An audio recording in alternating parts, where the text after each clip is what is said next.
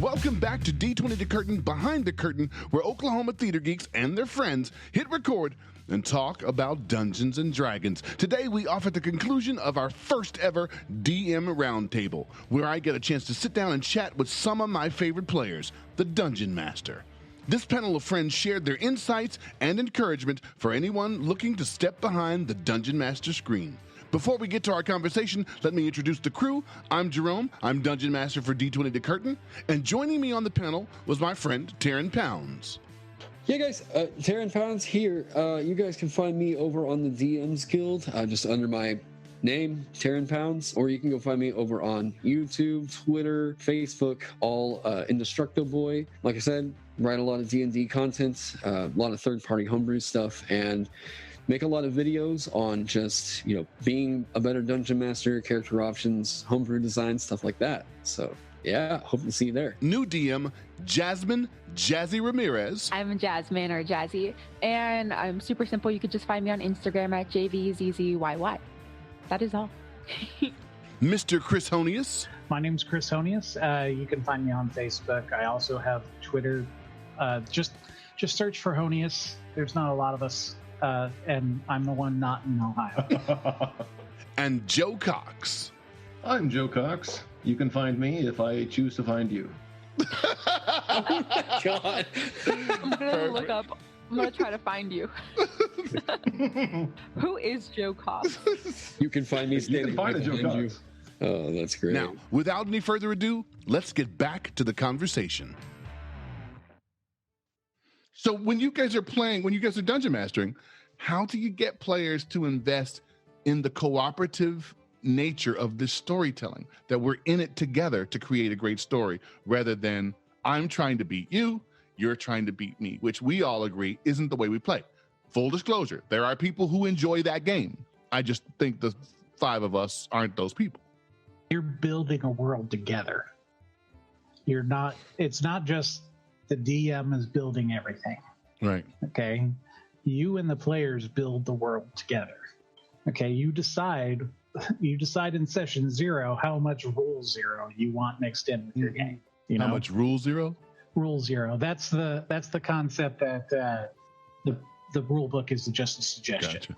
Would any player currently survive if there was not a home rule that said potions are bonus actions? There will be a lot more TPKs if that wasn't the house rule for 99% of the people that play Dungeons and Dragons. Okay, but it's there for a reason. It makes sense to people that they can pull a potion out of their pocket and chug it while they're swinging a sword. I usually make it a move action unless the party is really hurting for healing. But yeah. So you decide how much you want of and how detailed you want to get. I have a friend that will never allow guns in his Dungeons and Dragons. Because guns do not exist in a world where people wear heavy armor and except in and have swords. Real history. Great fantasy series, by the way. Powder Mage. Oh my God, Powder Mage. Like Flintlock fantasy is a genre. Like if you don't want firearms, but that's in cool. His world, that doesn't exist. Right. Fine. Yeah, that's okay. That's like okay. black powder is something that's hard to come by. Sure. Okay, and it's not something that just happens on the block. And if you look at our history, black powder didn't even exist until somebody went to China and brought it back. It's like, hey, you mix these 3 ingredients together and you get things that go boom. Yeah. Really? Cool. We're going to make a weapon out of that. Of course you are. Of course you are. But for him, black powder doesn't make any sense in a D&D world. Okay, if I know that in session 0, awesome. Let me go ahead and set aside this gunslinger that I was creating for the last week and a half because I was like, I want to play a gunslinger. Oh, nope. It looks like we're just going fighter for that. Like, session 0 is 100% necessary. Never skip a session 0, no matter what you're doing. Finding out what world you guys want to be playing in. What are your hard and soft limits? But yeah, knowing what world you're playing in, knowing what the parameters of your game are, knowing what kind of game your players want, so critical. Mm-hmm. Do any of you guys use safety tools? Safety tools? Like, okay, so it's kind of a recent thing here in the last 2 years where the big thing that got it all started was the X card, where yeah. So I've heard some people have had some really good experiences with that. I've seen the argument go kind of both ways on it, but basically the X card is you have a note card that has an X on it. And if a player has a situation that comes up that they feel like is uncomfortable, triggering, whatever, they just don't want to be in that situation, they put up the X card, everyone pauses, everyone steps away from the table, and they can either talk about it or not talk about it. In any situation, that X card basically says, I would like to retcon something that has recently happened as a result of it making me feel XYZ thing. And, you know, I like what it's trying to do. I unfortunately think that a lot of the people that thing is designed for are the people that are less likely to use it because they usually have anxiety issues and they're not wanting to start a scene. They're not wanting to create a conflict or something like that. So I think that there are some safety tools. I think the ultimate safety tool is going to be a session 0 of, hey, let's talk about our expectations for the game. And that way, every DM should be thinking like, all right, what are the themes that I'm wanting to talk about with this? Like, is it racism? Is it sexism? Are you going to feel uncomfortable with like a topic like, you know, whatever? And I run a really lighthearted table. You know, I don't really like, I try to make stuff fun and funny. I almost think that I'm like a Adventure Time kind of a table. But, you know, it's, there are those kinds of themes that you talk about. I think especially with like Curse of Strahd, where child death is a thing in there. And I know some friends of mine that I would never run that adventure for. So it's worth it to have that session 0 and be like, this is a theme. Is everybody like cool with these? Like, here's my content warning, you know? That session 0 is priceless for that. An example for me is I have pretty crippling arachnophobia. Like, I can't even envision and talk about like spiders in the fantasy sense. So my DMs in the past have always been, with one exception, have always been very happy to our party comes upon a room that's covered in webbing and it's very menacing. Then, oh no, you have gigantic carnivorous silkworms. Gotcha. Everybody knows what we mean. Right. We're on the same page. It's like, no, got it. Yeah. Silkworms. Communication. Yeah. Communication. Let me delete all these spiders from the one shot that I had. You mean silkworms, right? Okay. Silkworms. Silkworm. Yeah. In session 0, it helps the players create their characters around each other to fit together better, and you can observe that. And even if you don't have to give any guidance to your players, it still gives you a very good handle of the lay of the land of what the party makeup's going to be and what they're going to want to do, at least when they start. Right. 5 sessions later, they're different people. All bets are off. It gives a good idea of like, it shows them what your DMing style is, which could be important if it's something they're okay with or used to or not used to. So it kind of breaks those boundaries so you could get comfortable with it. Because switching to different DMs is confusing because everyone does it differently, and you want to be aware of what you're getting into before you get into it. Yeah. Well, we were talking earlier about how like you got to be, it might be a little bit more of like an intimate experience. And it's like, yeah, it helps you to like understand these people, set their expectations for your game, let them know what is and is not like on board. You know, like this is all stuff we can do here at the table. This is all stuff that we're not comfortable with doing here at the table. But actually adding on to like, you know, party composition. Like, yeah, if you're running out there and everybody wants to roll up like a druid, it's like, okay, well, we can see what we work out with here. I mean, you guys want to try it? Sure, that's fine. But then it lets you as the DM think like, all right, so I want to push this like with this angle. What's going to be like, they're all druids. Cool. What can I do with that? You're going to the or suburbs. Like they're all bard. Yeah. They're all druids. Yeah. Yeah, I think session 0 is really important to set that expectation, and then tell your players, hey, instead of meeting in a tavern, where do you guys want to meet? And ask your players that. Don't think that you have to get them together. Let your players get themselves together. Like, how do you guys know each other? Cool. Get to know each other. Like, let them figure that out, and then you just take that and use that for your narrative. I was new at that. I think I told my players like they could figure out their backgrounds and all that stuff, but I gave them the basis of that, where however you guys got together is up to you, but we're gonna say you all met in Waterdeep. So when we go to Waterdeep, we have another tale to tell. And it helped me because I'm still new to all this, so it gives me like a where to framework. go next and where I can't go.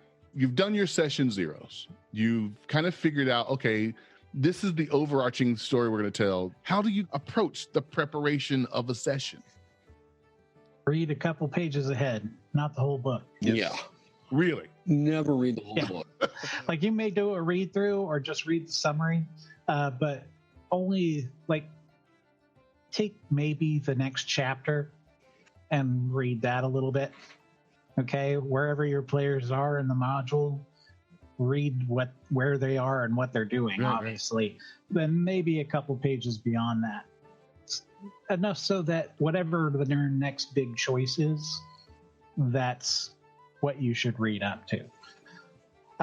Otherwise, you're going to spend 8 hours and you're going to get things confused, and it's just going to be crazy. I feel like I've been gypped in this moment. Is that how everybody approaches it? Is everybody pretty much a couple of pages ahead or a chapter ahead? Kinda. I know where you're at, Jasmine. Okay, because Lost Mines of Phandelver, I read that book 4 times before we even started our first game. Yep.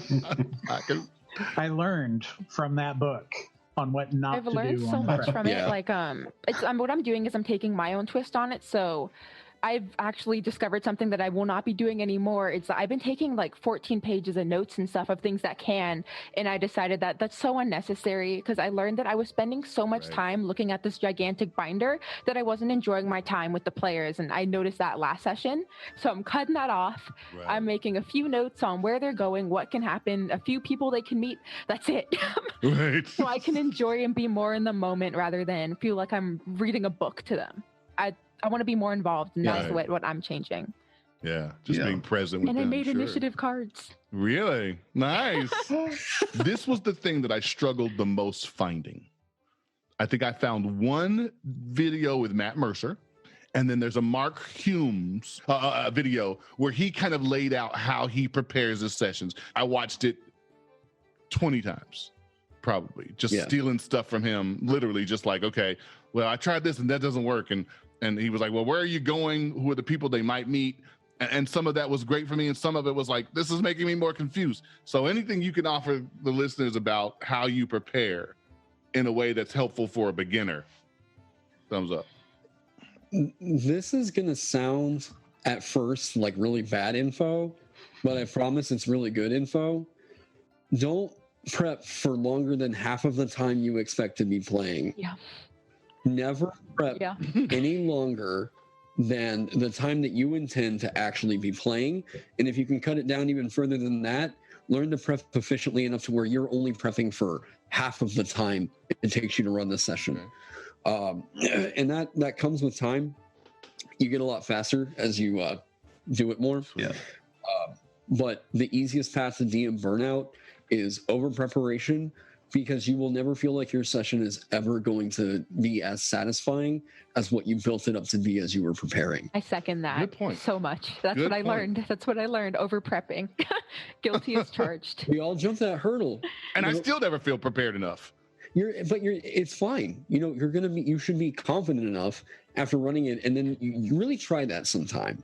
Really take it to where you're like, how long are we going to play this week? 4 hours? Cool. I only get 2 hours this week to prep. What am I going to do? And I know some people are like, oh, panic. Try to limit yourself to where you're prepping efficiently. What are my rooms? What do I got to know? Like we were saying earlier, only read about a chapter ahead. If you even do that, just know that usually for a D&D session, it's about 5 to 6 rooms for any kind of a dungeon crawl. And so think of that as like 5 to 6 encounters. Get that ready. If they run through it, cool. Then read a little ahead while you're taking a break, whatever. But be confident with, like, you can improvise something if they do something else. Like, it takes confidence, I promise you listening right now, whoever that is, you're probably a lot better at doing that than you think. And anytime I get stuck on something where somebody asks a question or I need something randomized that I don't have and I struggle with it, then I over prepare for that going forward in the future. Mm-hmm. Yeah, I have a problem once. Ever. That's good to know. We have a website called Call Joe. All of that is not to say that if you don't want to read the module, to not read the module. Right. Because, right. Like, all my prep is for in the module my team is going through. There's different things that happen based off of different seasons. And I've read what happens in all of those seasons, but it wasn't for prep of game. It was Waterdeep, a dragon heist. Okay. Yeah. And it wasn't for prepping on that game. It was just because I enjoyed actually reading these scenarios and what happens. So, like, you were talking about burnout, Taryn, and I completely agree. But make sure that you do the things that you love about this hobby as well. Yeah. Like, over prep will burn you out, but make sure that you get to read the stuff that makes you happy about this game too. Mm-hmm. For sure. And I think it's funny because I don't really play in the Forgotten Realms, but like, part of what I do with all the design work I'm doing on the like DM's Guild is like I have to get to know Forgotten Realms lore. Mm-hmm. And just as a side effect from that, I feel like as soon as this Icewind Dale campaign comes out, I'm gonna know that whole region front to back. I pre-ordered already. It looks fantastic. Oh man, I can't wait for that adventure. That's one of the first modules I think I'm gonna run in the last year and a half that I haven't been doing Adventurers League. It just looks super cool. Yeah. I got to get The Last of Us 2, so I don't have permission to buy any more books until the end of the year. What stresses you all out as Dungeon Masters? What's the... Because anybody who's listening is going to have things that intimidate them, but I think that happens for all of us. But what makes you go, okay, this always freaks me out when I have to? Story continuity stresses me out like crazy. Really? It doesn't matter if my NPCs suck. If the story doesn't make any sense, then that's whenever, like, okay, like, they can go meet a new like tavern keeper. It's harder for them to get onto a new story. Right. But that's also, I kind of learned, like, don't really freak out about the continuity because there's enough monsters to explain away enough continuity issues. Like my favorite thing I've ever done is like I got these players a little way too far into like, I said I wanted to do like kind of a lighthearted table, but I had been reading some Lovecraft and I put them in this like kind of like eldritch. I read From the Mountains of Madness and I basically just ran that as a temple. Mm-hmm. And then I realized like, man, this is not fitting what this campaign theme was kind of supposed to be about. And so the way that I retconned it eventually was I heard about like gold dragons and how like the region of a gold dragon is essentially like, if you fall asleep in this like 6-mile radius, this thing can influence your dreams. So then whenever they get to the end of it, they've encountered this like gold dragon that was reading a book and his imagination got like, just kind of ran away with him. And so he twisted and warped all these people's like imaginations. And then suddenly they wake up and it's like continuity fixed. All right, cool. Like, let's move on. But yeah, story continuity stresses me out. It's part of the reason why I don't run modules either, is because I feel like I'm going to screw something up and it's going to impact the final scene of the module in some big important way. Right. And I'm just like, oh man, that's a me thing though. Sure. Well, that's all of us. I mean, it's all of us. We get our own personal fears about how we're going to make it not perfect override oh, that's right. This is a game we're supposed to be playing. It's, yeah. Right. It doesn't have to be perfect. It just has to be fun. Yeah. I will try to make notes about what a character sounds like, but inevitably, some guy's going to have 2 different voices in 2 different episodes. I think I just got through doing this with, we're running Tyranny of Dragons, and there's the monk Leosin Erlanthar, and I don't know what the hell this guy sounds like, but every time he opens his mouth, it's slightly different. I think one time he's Bernie Fife, the next time he sounds, Andy. Well, Andy, yeah. But then there are other NPCs. I'm like, today it sounds like my mom. Tomorrow it sounds like my mailman. My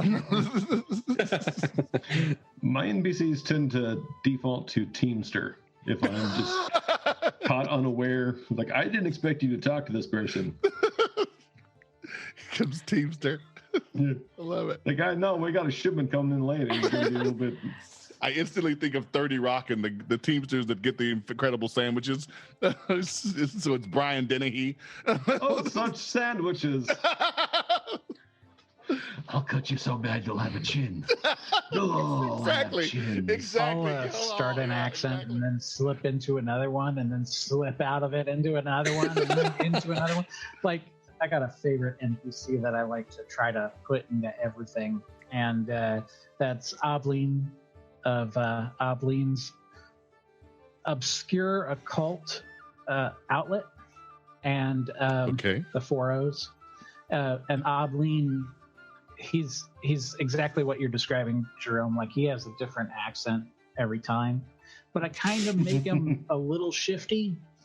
Like, just that hint of shiftiness, like he's a little bit fake. Okay.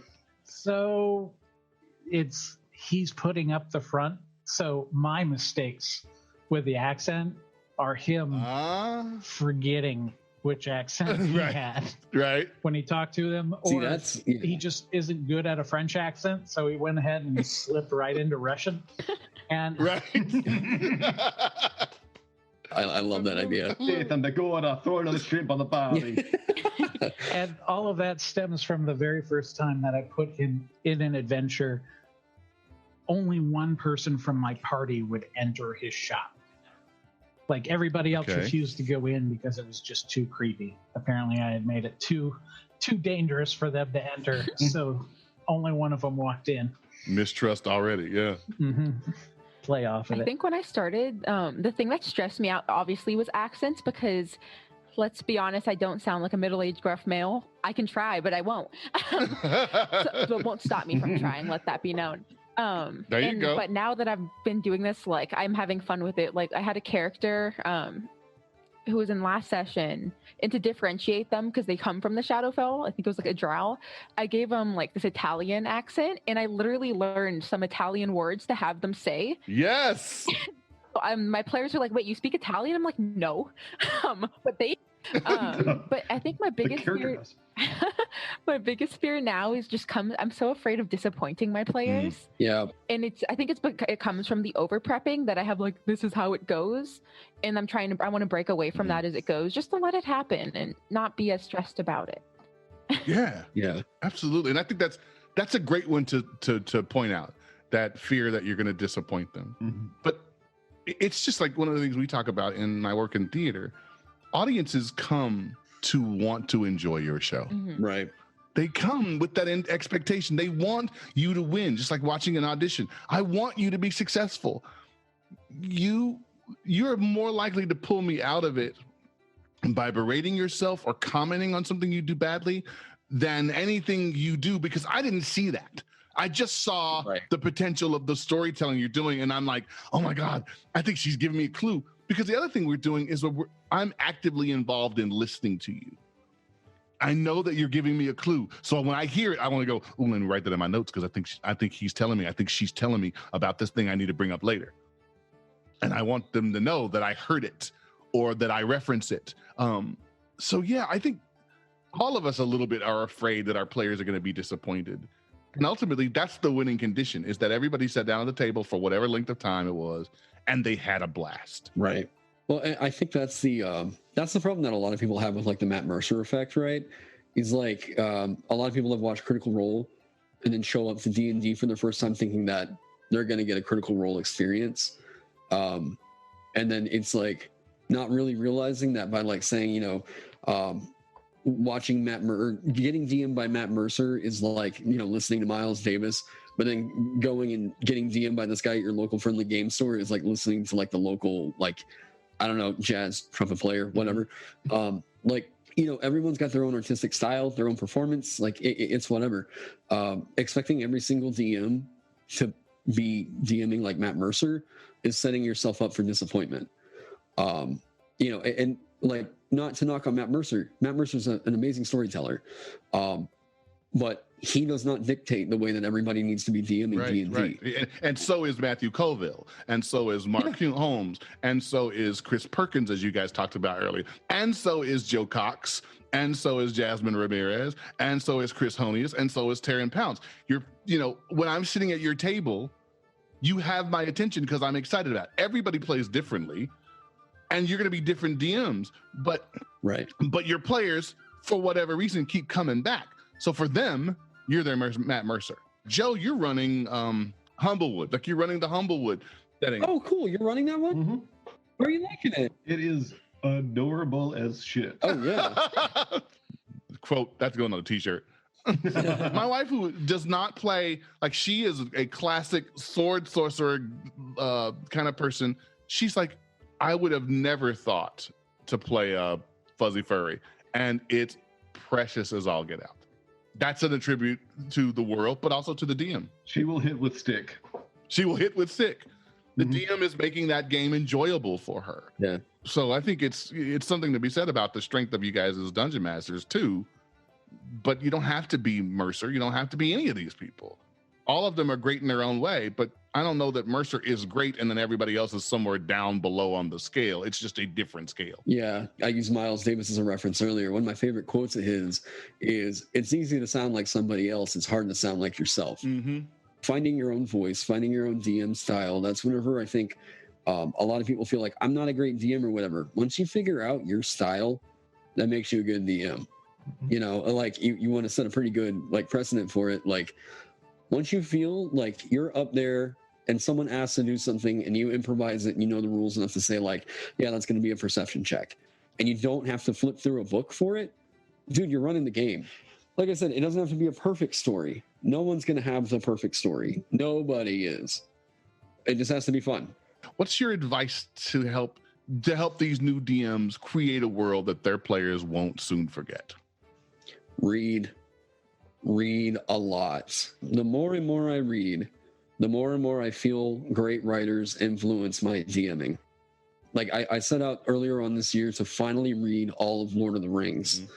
And the instant I finally finished Return of the King, and then we went and played a D&D session, I immediately found myself like imagining more vividly, and being able to tap into that imagination to like describe, at least for the narrative, what was going on for me. Use words in a different way to describe what was happening up here. And that's all thanks to Tolkien, you know, or like Sanderson. Like Sanderson's an amazing writer if you want to read a good fight scene. Yeah, you're talking about Brandon Sanderson. Yeah. Sorry, Brandon Sanderson. Yeah, his fight scenes are incredible. If you want to get better at reading, or if you want to get better at describing a good fight scene, read Brandon Sanderson, man, because wow. Right. But yeah, I can't suggest reading enough. Your DMing is going to improve because of it. I mean, you're going to have some issues where you stop and pause, try to analyze those, find out what you need to have prepared going forward. But in general, have randomizers of some kind, randomizers for treasure being found or NPCs that you're meeting, things that you can pull out of nowhere without having to rely on instantly fleshing out a full idea. Okay. Do you use a lot of tables and just random rolling tables? Yeah, those are good. Is that what you do? Yeah. I tend to bounce from randomizer to randomizer. Okay. Sometimes I pre-randomize a lot of things and just reach into a sack. Hey, you found this. No, you're literally kind of pulling a name out of a hat type of thing. Mm-hmm. That's cool. That never even occurred to me. Yeah, I find that those like random tables are really good for finding inspiration when you're just feeling tapped.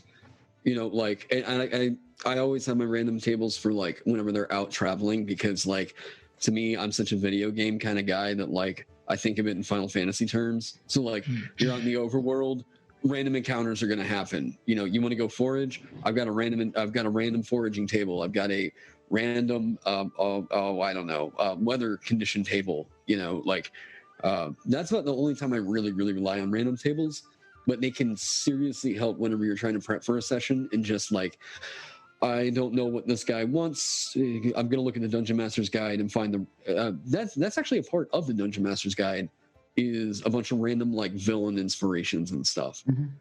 So that's really helpful. I can't tell you how many times I've just, what is this guy going to do? What's his deal if they ask a question? Oh, well, let me roll a d10 and we'll find out. Yeah. I recommend Jim Butcher. He does awesome little battle scenes. Like if you read the Dresden Files, the fights in those are less than a page long, but man, you get so much information in so few words. Like it is just, if you want to learn how to describe magic to people, Dresden Files. And some of his older stuffs, like the Codex books. Okay. Like if you want to talk about a unique setting and world building that borrows legends and cultures from other mythologies and histories, like the Codex book is literally like this cut and paste world of like 18 like races that got dumped on this one land. And it's centered around like a Roman theme. That is interesting world building, and being able to describe it properly and make it sound clear and concise and all of it tied together, you'd think would be impossible, but he manages to do it really well. Along with a very unique magic system all by itself. So I highly recommend some early Jim Butcher. For sure. And current Jim Butcher too. And I want to make sure that we have all of these titles that you guys are suggesting in the show notes, because that I'll want to pull from them. Yeah. Well, what I really love about Dresden Files is Jim Butcher kind of flips the fantasy thing on its head, where it doesn't take place in like its own world. It's in America. Like Harry Dresden is in Chicago. And he's a like paranormal investigator that like the police force calls in whenever they're like, you know, it's not just a murder. This is like a ritualistic like murder suicide. And we want to know what just came out on this portal that came out. And it's like, oh, it's such a cool series. And like, if you ever thought about that, is like, instead of building your own fantasy world, run it in America or run it somewhere in the world, but we suddenly have magic. That's a cool D&D campaign I want to play like yesterday, you know? Yeah. Like running through New York, except you can cast spells. Okay. Like, I love that idea. Well, I'm even finding that in our game. Like because I'm not a big fantasy reader, my wife is super knowledgeable about the genre, but I find myself saying, okay, for my point of reference, this guy looks very much like Justin Timberlake, and then realizing that's okay. They know what that is. Yeah. We don't all know what a portcullis is. We don't all know what a flagon looks like. You know, there are some references that are universal, and I can say, well, do you remember the court jester with Danny Kaye? Yes. You know, yes. So there's this, but who's to say, you know? And I think it's some of the people that are making content are doing really well, like the Dungeon Daddies. They've taken this idea of these guys who are, you know, fathers and struggling to raise their kids, who get transported to the Sword Coast and to Faerun. Fine, like we're not creating a novel. What we're trying to do is communicate with each other. And so, you know what I mean? I'm going to use this reference that you know. Yeah. I feel like Chris Perkins, we mentioned him earlier, had a whole session of Acquisitions Incorporated where they got teleported to the Wizards of the Coast headquarters. And like he narrates them through walking through the office, and they realize about halfway through this whole thing, they're like, wait, we're in Renton? Are we in Washington right now? And he's like, you see a bald man wearing a baseball cap, and he's like describing himself as an canon in the D&D universe. So good. That's awesome. So good. I think that's amazing. Yeah. So it's like when the Fantastic Four met Jack Kirby. Yeah. Oh yeah. Yeah. Absolutely. And that meta stuff is hilarious. Like I would only do it like once or twice on your players, but like the time that it happens, they're gonna think you're a genius. You know. Like, I think that's a freaking genius thing. Oh, talk to your players before I forget. Talk to your players.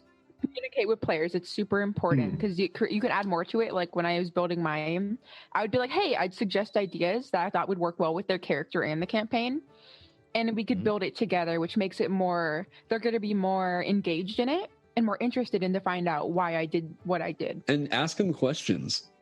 I love that. Like, be okay with like not knowing everything about your world. Let your players like drive your narrative, you know?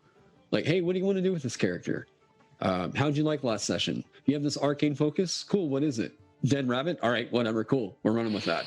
Like, I just, like, you know, be okay with your players influencing your world. Nothing has a bigger impact on me in interactive platforms, whether it be video games or whatever, when I see that I've had an impact on it. I've somehow changed it. And I tell my players all the time, I will steal from everything I'm passionate about that I love. Joss Whedon, there's nothing safe in your canon that won't show up in our game. I just got through playing through The Last of Us Part 2 and being like, that story was dark and powerful, and it will stay with me for weeks after it's done. I can guarantee my players that there will be some thematic ideas or some tones or some colors that show up from that game. I think when players say something to you and say, oh, I had this offhanded thought, and then you reflect it back to them in the world, they're like, holy crap, I'm more invested in this than ever. I know I would be. Talking about the Whedonverse, I just realized that Humblewood can be summed up by fire bad, tree pretty. Yes. Speaking of the drinking beer, that's a fellow Buffyan. I love you, man. So what are your favorite tools? Do you guys have any tools that you recommend? I mean, I know, Chris. I know. I'm not supposed to buy all the stuff. But if you were going to say something that you would buy, that you would invest in, something you said, boy, I tell you what, if you're going to spend a little money, get this. D&D Beyond. Like, I know that's ridiculous, and I know it gets advertised a lot, but man, I use that sucker every day. Like, if I have to find a rule, bam, right at my fingertips. Oh, if I have to, if my characters can make character sheets with it, and I can review it. If I want to secretly give them an item that's cursed, but not let them know that it's a cursed item, I can just go ahead and make that item and put it in their inventory. yes. It just happens. Yeah. Like, if I want to say it's a funny dagger for right now until you identify it, then go ahead and put this funny dagger in your inventory. The encounter builder is still in beta, but I'm using that to try to balance the Rob from the Rich one shot that apparently I volunteered for the rest of the DMs here. Yes, we're gonna do a one shot with you sometime in the future, near future.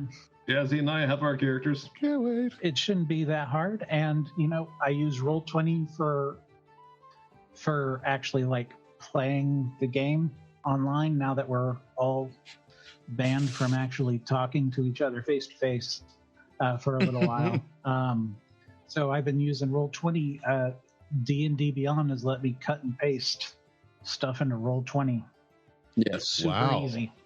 I haven't had to sit there and type it out or anything, as I would have done if I had the books, like the physical books. Right.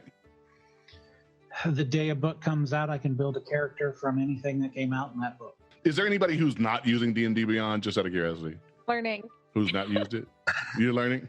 Now I may need to go get it. Yeah, I hate to be on the bandwagon, and you're supposed to hold out and not, sell people's product, but No, I love, like, I mean, I can justify the subscription cost because I use it to design as well, and like the time it saves me from pulling up a player's handbook to like be like, or like sorting, hey, what are all the schools of necromancy spells? Because you don't get that sorted in the player's handbook. You have to go through and figure out, like, all right, what are all the, D&D Beyond, cool, necromancy spells, got it. It's invaluable. It's invaluable. I don't know how people did it before D&D Beyond, and for whatever I'm paying for the Dungeon Masters account, it's well worth it. It gives me room to create and let somebody else catalog the data. And they're feeding into my dice addiction. I can roll super fancy dice on them. So that's one of the reasons why I'm not a huge fan of playing online, is because like all the good stuff, whenever there's like player success, kind of feels like if they succeed too much, I just innately kind of feel like, are you sure about that role? Like, I can't see it, and I'm not that I think that I'm not super worried that there's people that are just like cheating at D&D, because I mean, whatever. stupid. Because here's the deal. Yeah. It's a game where you're writing a story together. Yeah. If you think a bad roll isn't going to elevate the good storytelling, then you're at the wrong game. You're playing the wrong game. Right. Mhm. I've tried the online experience, and I have my own problems with like just kind of getting into it. I've had way too many hiccups with Roll20 to really feel like it was. I just don't really feel great running sessions on there. But they are good resources, and I'm not saying that like you can't have a good time on Roll20 or anything. Just me personally, like I just have a real hard time getting into it over like the internet. I'm not a tech savvy person like at all, so a lot of my players are like, "Hey, are you going to use Roll20?" I'm like, "No." No, I use Discord video chat and Theater of the Mind, and we're fine. If they need a picture, I'll send it to them. But Right. that's too much work. I'm good. I'm doing just fine. Are there other tools that you guys just love? I mean, D&D Beyond is almost a given, but Discord. are there? Discord. Yeah. That's all I use. I'm not yet dealt with Discord. Yeah, but it's sort of the equivalent of Zoom. Yeah. Yeah, kind of. You can have video chats and voice channels, and I put all my players in private channels where they could communicate with just me. Yeah. And it's spoken. It's nice. It's really nice. Discord is amazing if you're trying to organize a community. It's the most powerful chat room tool that's ever been created. Is there anybody else who's got a tool that they want to excel the virtues of? Get a 3-ring binder. Like, for real, get a DM binder and take good. Yeah, thank you. Jasmine showing us her See, very organized binder. everybody's pulling them out. Yeah, you get a DM binder. It'll be the best. It'll be the best. Yeah, best $7 you ever spend.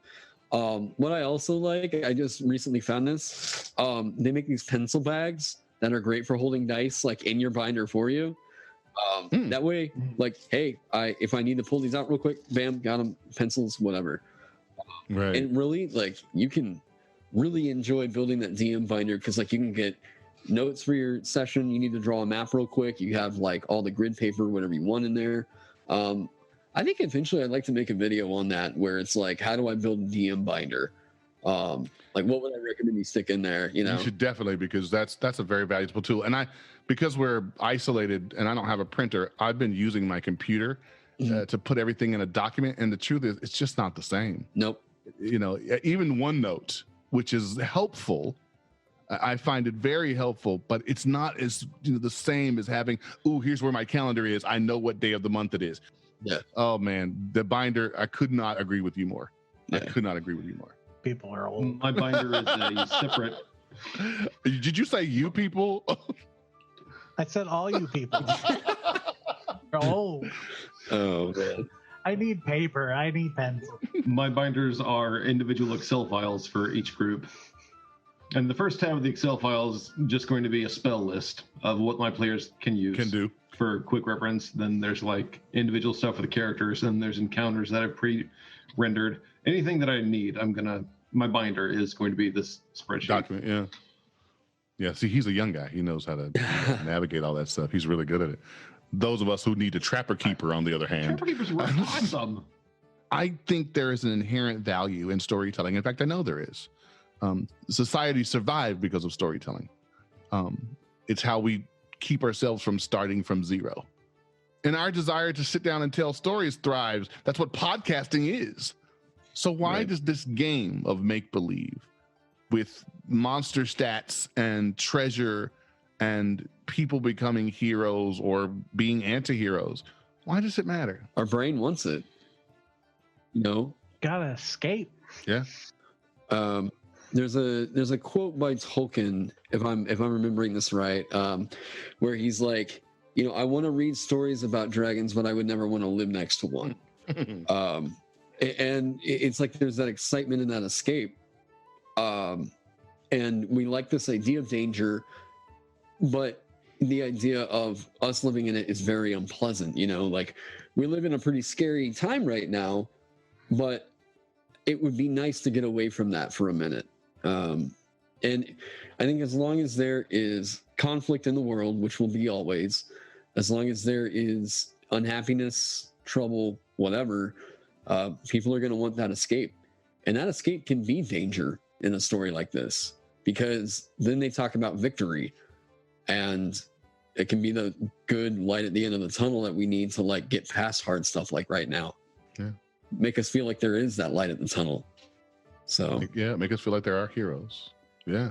For the individual players, it's kind of like a story where you focus on your favorite character. Like in Firefly, are you Kaylee? Are you Shepherd Book? Right. You can be either one. And then like everyone at the table is sitting down, and DM Mal Reynolds is calling the shots, and the story becomes real for us. Yeah.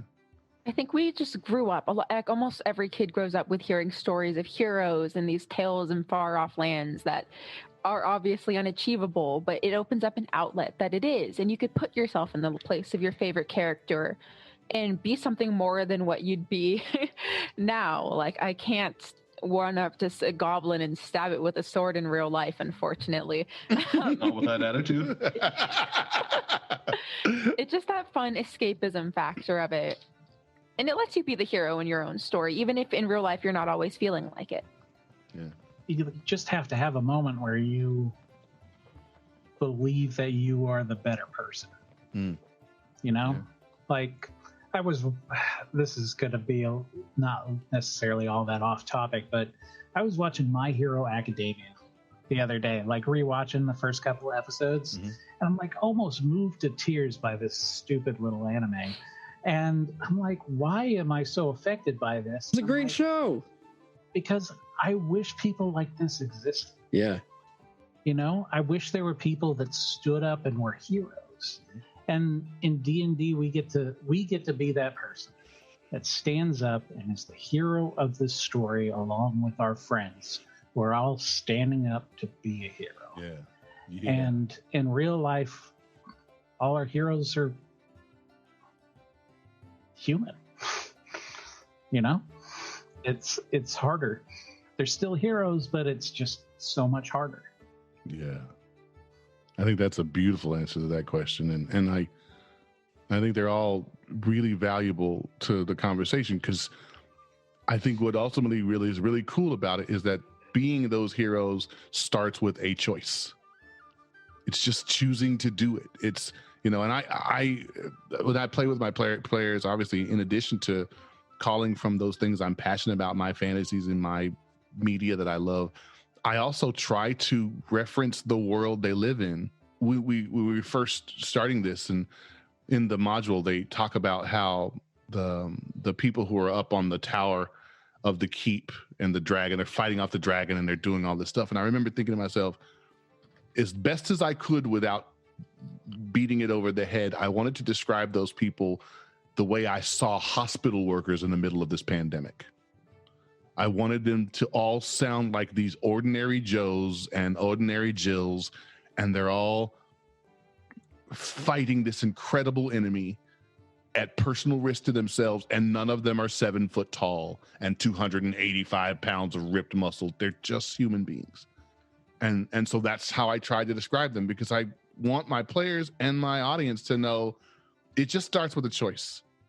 Playing this game just starts with a choice. It's saying, you know what? I want to put my fear of being called a nerd behind me and buy the book, or call up a group of people on Facebook, a la Jasmine, and say, I want to play. Anybody interested? Right. You know, it's Taryn saying, yeah, I'm going to try to run a DM. Could be looking for a great DM. I didn't say I'd be a great DM. That comes later. I was terrible. Yeah. I think we all probably still feel that way, but you keep making the choice to do it. And then you made the choice that would seem insurmountable, which is, I'm going to build some content. Now I'm going to sell that content. Yeah. I'm going to, I listen to all of you in these extraordinary stories. It sounds like nothing when you say them, but I'm thinking of Chris playing with a dungeon master that lives in Australia. I'm like, how did that happen? And, you know, these players are from all over the world and they're sitting down to play make-believe together. Yeah. That's pretty freaking amazing. And it starts with a choice. Taryn, Jasmine, Chris, Joe, it has been an absolute pleasure to sit down and talk with you all. The DM Roundtable is more than I could have even expected. And I can't wait to continue to grow it. To all of you out there, I would say if you're interested in playing, if you're interested in DMing, just do it. Don't wait. Just make the choice to start. It'll be terrible. Trust me, you're going to feel like the worst DM in history. You're going to make a ton of mistakes. We all do. But believe me when I say you and your players will love every minute of it. Having said that, we want you all to stay safe, have fun, be kind, and play the role. Yeah. Thank you.